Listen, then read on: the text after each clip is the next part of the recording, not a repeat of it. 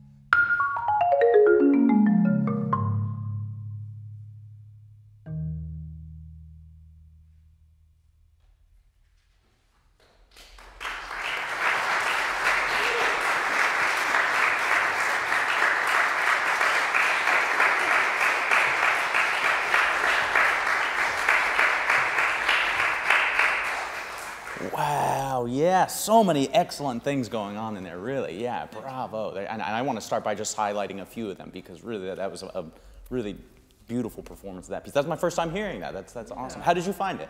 YouTube. Yeah, that's a great resource. Yeah. One of my favorite percussionists, she has a really hard name to pronounce, but Adelaide Verrier, she played it on YouTube. Made me cry, so decided to learn it for my recital. It's beautiful. Well, I can tell that it means more to you than just notes on a page. Yeah, You're definitely. Bringing a lot to it, and you know what we were talking about earlier with like there's a whole sea of notes, but you're really doing a beautiful job of distilling that down. And you know, this is the melody, this is the bass line, these are the connective tissue of it. So that's really it's very intelligible.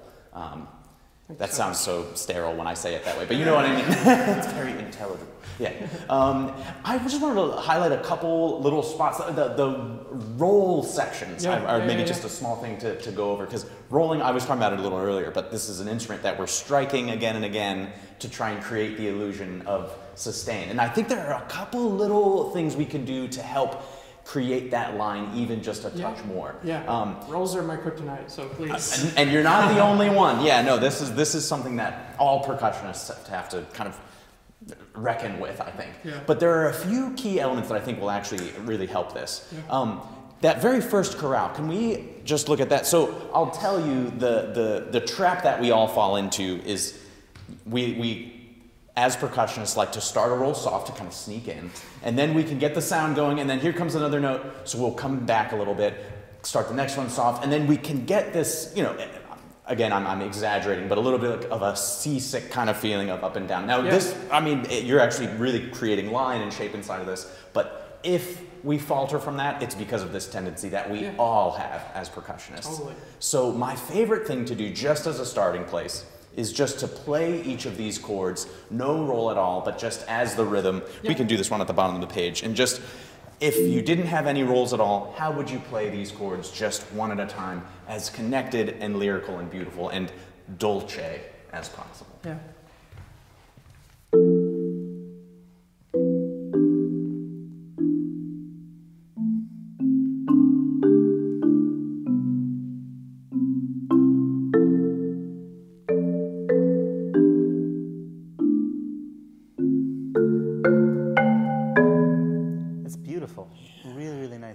That's really, really nice. So that is what we want to hear, but with the feeling of sustain in the middle of it. How little can you roll? Yeah. Do you know, like how little can you change about that? Like make that line happen, and you have to sustain a little bit more. But think about, like, you had a series of notes that ascended dynamically, a series of notes that came back. Let that roll support that gesture. Obviously, I'm articulating it because that's what we have to do. But, and what in your head you want to hear, da, da, da, da, da, or whatever it is. See if you can have that mental image crystal clear, as if you were just playing it on a violin or something like that.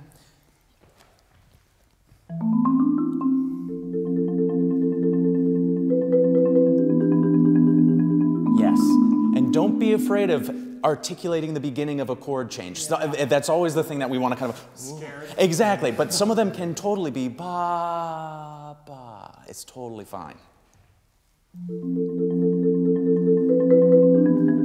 Yes, wonderful.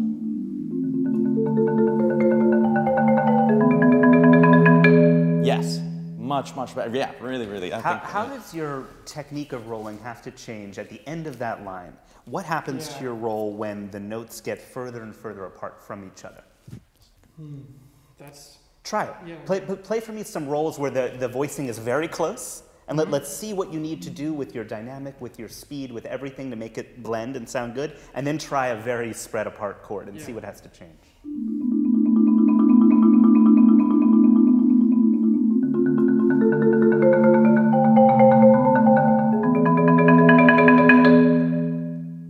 Thoughts?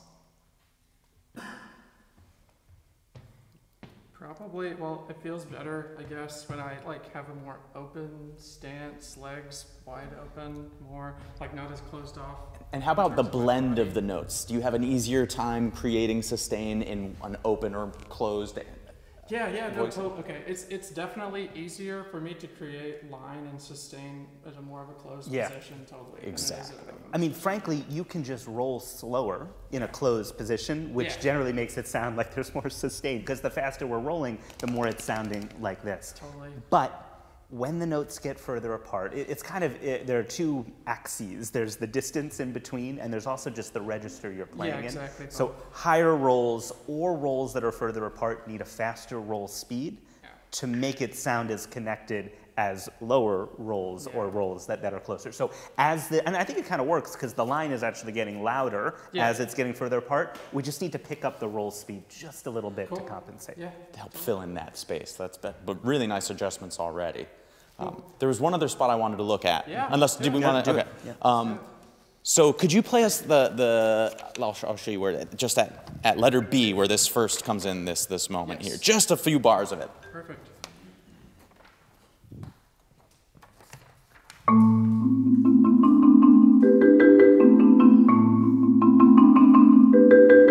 Wonderful. I love, and that music comes back, and the feeling of familiarity with that gesture is really well composed into the piece.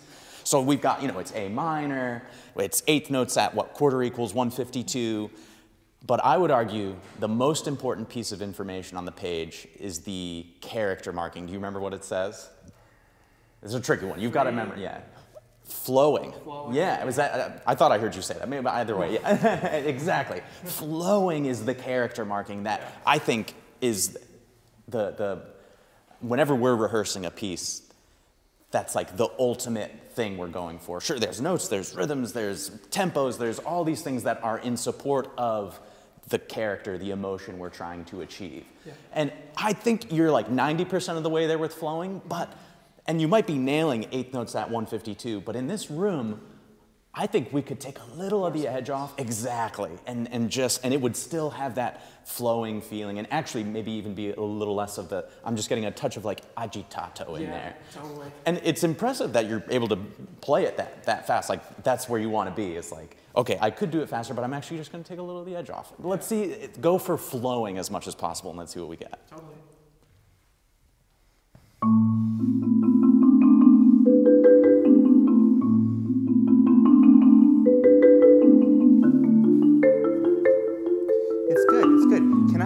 Can you play for me, and we can give you the music if you need it, just the top note of each of these chords? Can I hear that line? Just the fourth mallet of each chord. Exactly, the soprano note. Good, now make as beautiful a melodic line with that as you did with the roll.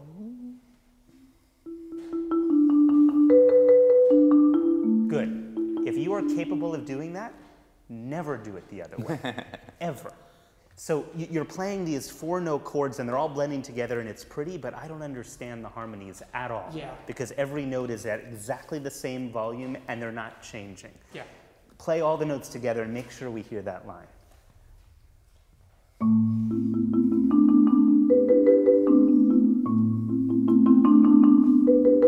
Good. It sounds to me like you want to do yum bum bum bum bum bum bum bum bum bum bum bum, right? Yes. But why on the second harmony do you diminuendo? What I hear is yum bum bum bum bum bum bum bum bum bum bum. Connect those on your way out.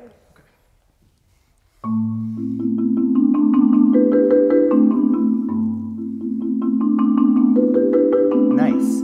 We've taken a shape that had a couple twists and turns, and we've sort of like erased part of it and smoothed it out. In general, when you're talking about this thing you're trying to communicate a musical idea to an audience that has never heard this piece before, is going to hear it once, and that's the only chance that you get. It's a very difficult proposition. Simple is better. If you can make your shapes more simple like that one is, we get it in an instant. Totally. And what's starting to happen now is, rather than feeling, we're actually starting to really feel from that bass note.